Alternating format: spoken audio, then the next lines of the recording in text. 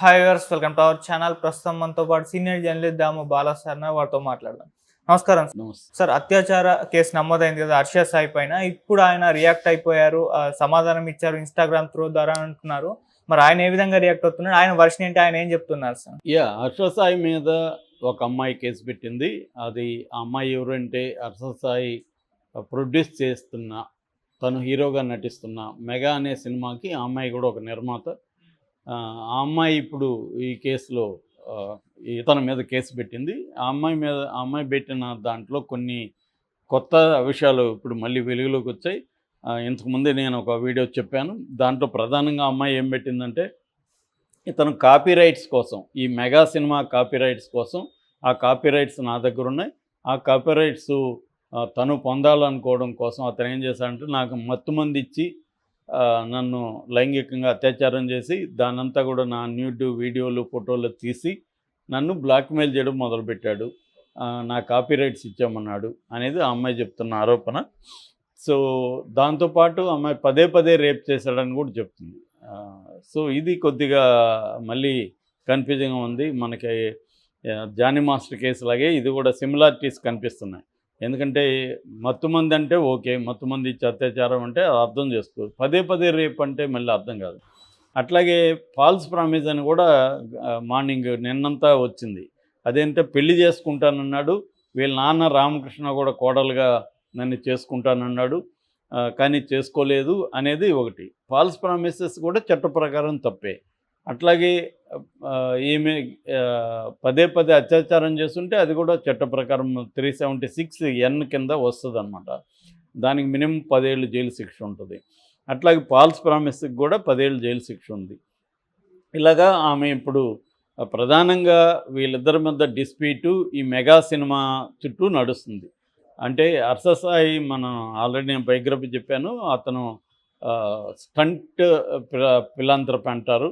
అంటే ఒక చారిటీని ఒక పెద్ద ఈవెంట్ లాగా చేసి దాని నుంచి డబ్బులు సంపాదించడం, వేరే వాళ్ళకి మనం దానం చేయడం ద్వారా మనం డబ్బులు సంపాదించడం అనేది మిస్టర్ బీస్ట్ అని అతను అమెరికాలో చేశాడు. దాన్ని తను ఫాలో అయ్యాడు. ఇతను విపరీతంగా సక్సెస్ అయ్యాడు. దాదాపు 9 కోట్ల 10 కోట్ల మంది అతని వీడియోస్ చూస్తారు. 10 ఛానళ్ళు ఉన్నాయి అనేక లాంగ్వేజెస్లో. అన్నీ కలిపి కూడా దాదాపు 2-3 కోట్ల సబ్స్క్రైబర్లు ఉన్నారు అతనికి. సో అందువల్ల పెద్ద హిట్ అనమాట. అతనికి ఏంటంటే యూట్యూబ్ నుంచి యాడ్ రెవెన్యూ వస్తుంది, స్పాన్సర్షిప్లు వస్తాయి, తర్వాత పెయిడ్ అడ్వర్టైజ్మెంట్ కమర్షియల్స్ వస్తాయి. అట్లా కాకుండా ఇన్స్టాగ్రామ్లో కూడా దాదాపు 30 లక్షల మంది పైన ఉన్నారు. ఇన్స్టాగ్రామ్లో కూడా తను ప్రమోషన్స్ చేస్తాడు, వాటి నుంచి డబ్బులు వస్తాయి. సో ఎవరైనా సెలబ్రిటీ అయితే ఇప్పుడు వాళ్ళకి సోషల్ మీడియా నుంచి రకరకాల రూపాల్లో డబ్బులు వస్తుంది. నెలకి తనకి దాదాపు 30-40 లక్షల ఆదాయం వస్తుందని చెప్తున్నారు. మొత్తం అతని నెట్వర్త్ 25 కోట్ల నుంచి 30 కోట్ల వరకు ఉందని చెప్తున్నారు. సో ఈ కాంటెక్స్లో అతని మీద ఈ అమ్మాయి కేసు పెట్టిన దాంట్లో ఒకటేమో లైంగిక అత్యాచారం, మొత్తమంది ఇచ్చి ఫోటోలు తీసి అది బెదిరిస్తున్నారనేది. రెండవదేమో తన దగ్గర 2 కోట్లు తీసుకొని ఇవ్వలేదని చీటింగ్ కేసు కూడా ఉంది. సో దీనికి ఇప్పుడు హర్ష సాయి ఇమ్మీడియట్గానే స్పందించాడు. సో స్పందించి అతను ఇన్స్టాలో పోస్ట్ పెట్టాడు, ఇదంతా అబద్ధం, ఆ అమ్మాయి నన్ను నా దగ్గర నుంచి డబ్బులు లాగడానికి ఎలాంటి కేసు పెట్టింది, సో దీని మీద నేను కాదు నా లాయర్ మాట్లాడతాడు అని కూడా ఆయన పెట్టాడు. సో ఇప్పుడు లాయర్ ఏం చెప్తాడు, ఈరోజు ప్రెస్ మీట్ పెట్టే అవకాశం ఉంది. లాయర్ కూడా జనరల్గా ఏం చెప్తారంటే ఇదే చెప్తారు, అందరికీ తెలిసిందే. అదేంటంటే అతను రేప్ చేయలేదు, వాళ్ళిద్దరికి ఏ రకమైన సంబంధం లేదు, ఆ అమ్మాయి ఈ సినిమాలో కో ప్రొడ్యూసర్గా ఉన్నింది, తను రైట్స్ కోసం బ్లాక్మెయిల్ చేస్తుంది. ఏదేమైనా ఈ సినిమా విషయంలో ఇద్దరి మధ్య గొడవలు వచ్చాయనేది అర్థమవుతుంది. ఈ అమ్మాయి కాబట్టి మేబీ వీళ్ళిద్దరి మధ్య అఫేర్ కూడా ఉండే అవకాశం ఉంది. ఎందుకంటే ఇప్పుడు ఇతను ఒక పెద్ద సెలబ్రిటీ కాబట్టి ఆ సెలబ్రిటీ స్టేటస్తో తను అందమైన అమ్మాయిలు తనకి దొరికే అవకాశం ఉంది. మామూలుగానే ఇవాళ మనం చూస్తున్నాం, మామూలు కొంత సెలబ్రిటీకే అమ్మాయిలు వాళ్ళని లైక్ చేయడం ఇవన్నీ జరుగుతుంటాయి, వాళ్ళతో స్పెండ్ చేయడానికి ఇష్టపడడం. అలాగే డబ్బు, సెలబ్రిటీ స్టేటస్ 2 ఉన్న వాళ్ళతో అమ్మాయిలు కూడా కాంపిటీషన్ ఉంటుంది అలాంటి వాళ్ళకు. సో అలాంటి వెళ్ళినప్పుడు నెక్స్ట్ వాళ్ళిద్దరి మధ్య ఓన్లీ అక్కడ వరకే లైంగిక వ్యవహారాల వరకే ఉండదు. డబ్బులు వెళ్ళిపోతుంది. డబ్బుల తర్వాత వ్యాపారాలు ఇవన్నీ ఇంకా అంతు ఉండదు కోరికలకి. సో ఈ క్రమంలో మనకి ఎక్కువ ఇంకా పెరుగుతాయి. రాబోయే కాలంలో సెలబ్రిటీల కేసులు అన్నీ విపరీతంగా పెరగబోతున్నాయి. ఆల్రెడీ అబ్బాయిలు భయపడుతున్నారు. ఏ అమ్మాయి తన స్నేహం చేయాలంటే భయం వేసే పరిస్థితి ఇప్పుడు వచ్చేసింది. అట్లాగే సినిమా ఇండస్ట్రీలో కూడా ఎవరికి ఏమన్నా ఛాన్సులు ఇవ్వాలనుకున్నా ప్రాపర్గా ఛానల్స్లో వెళ్ళిపోవడం, వీళ్ళు అసలు కలవకుండా ఉండడం మ్యాక్సిమం ట్రై చేస్తున్నారు ప్రొడ్యూసర్లు, డైరెక్టర్లు. ఎందుకు వచ్చిన గొడవ, ఆ అమ్మాయితో క్లోజ్గా ఉండి అమ్మాయి ఏమన్నా సెల్ఫీ తీసుకొని దాన్ని ఏమన్నా మార్పింగ్ చేసి ఏమన్నా పెడుతుందేమో అన్న భయం పరిస్థితి పెరిగిపోయింది. ఎందుకంటే టెక్నాలజీ రావడం, ఈ డీప్ ఫేక్ టెక్నాలజీ వచ్చేసరికి ఫోటోలుని న్యూడ్గా చేసేయచ్చు, ఫోటోలు లేకుండా కూడా మనల్ని క్రియేట్ చేసేయచ్చు, మన ఫోటో ఉంటే వీడియో చేసేయచ్చు, ఏమైనా చేసేయచ్చు. సో ఇంత అంటే ఏమీ లేకుండా కూడా అన్నీ ఉన్నట్టుగా క్రియేట్ చేసేయచ్చు. సో అందుకని ఇవాళ ఒకటి అమ్మాయిల్ని వంచడం కావచ్చు, అమ్మాయిల మీద అత్యాచారాలు కావచ్చు మన దేశంలో విపరీతంగా ఉన్నాయి. అది నో డౌట్. అమ్మాయిల మీద దాడులు కావచ్చు, రకరకాల రూపంలో వాళ్ళ మీద అత్యాచారాలు కావచ్చు జరుగుతున్నాయి. క్రైమ్స్ అగైనెస్ట్ విమెన్ అనేది బలంగా ఉంది.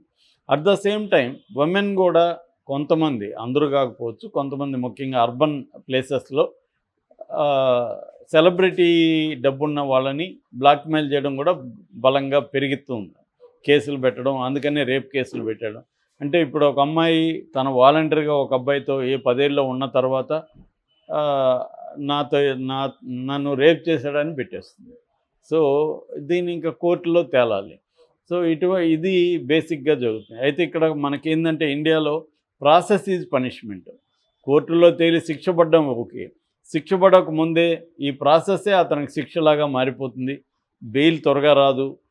రెండవది మీడియా అంతా కూడా మీడియా ట్రయల్స్లో అతను దోషిగా నిలబెడుతుంది. సమాజం అంతా కూడా అతన్ని దోషి అనుకుంటుంది. దాని తర్వాత నిర్దోషం తేలినా కూడా ఇతను మేనేజ్ చేసుకుని బయటకు వచ్చాడేమో అనుకుంటారు తప్ప అతని నిర్దోషం నిరూపించడం అయితే అసాధ్యం.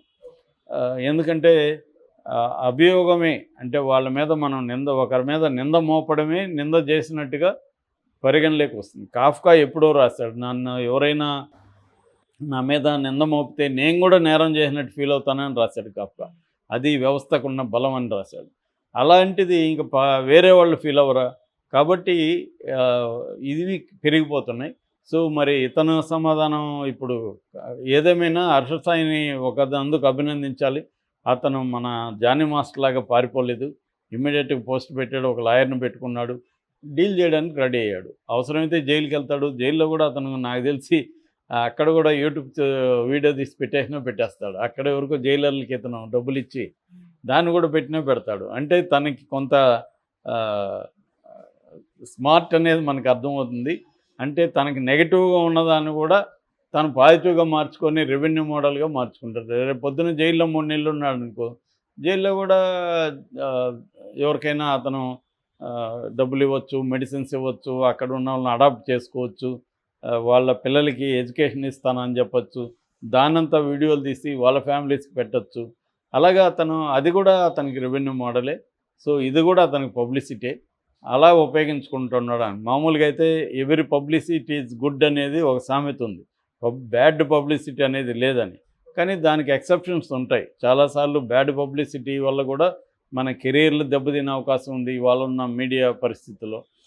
కానీ ఇతనికి మాత్రం బ్యాడ్ పబ్లిసిటీ అనేది ఉండకపోవచ్చు. నాకు తెలిసి దీన్ని కూడా అతను తెలివిగా ఉపయోగించుకుని దాన్ని కూడా యూట్యూబ్ వీడియోలు పెట్టి దాన్ని కూడా మనీగా కన్వర్ట్ చేసుకొని ఇంకొంత ఇదవుతాడు.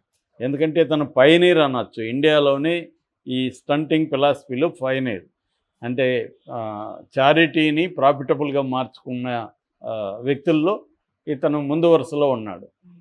కాబట్టి ఇతనికి ఏదొచ్చినా అడ్వాంటేజ్. పైగా మనిషి చూడడానికి బాగున్నాడు, మంచి ఫిట్గా ఉన్నాడు, 6 ప్యాక్ ఉంది. కాబట్టి రేపొద్దున ఇతనికి ఛాన్సులు కూడా వస్తాయి. నెక్స్ట్ బిగ్ బాస్ రావచ్చు, సినిమాల్లో ఛాన్సులు రావచ్చు. ఆల్రెడీ ఇప్పుడు మెగా సినిమాకి కూడా ఇది పబ్లిసిటీ. ఇప్పటివరకు చాలామందికి అతని సినిమా పేరు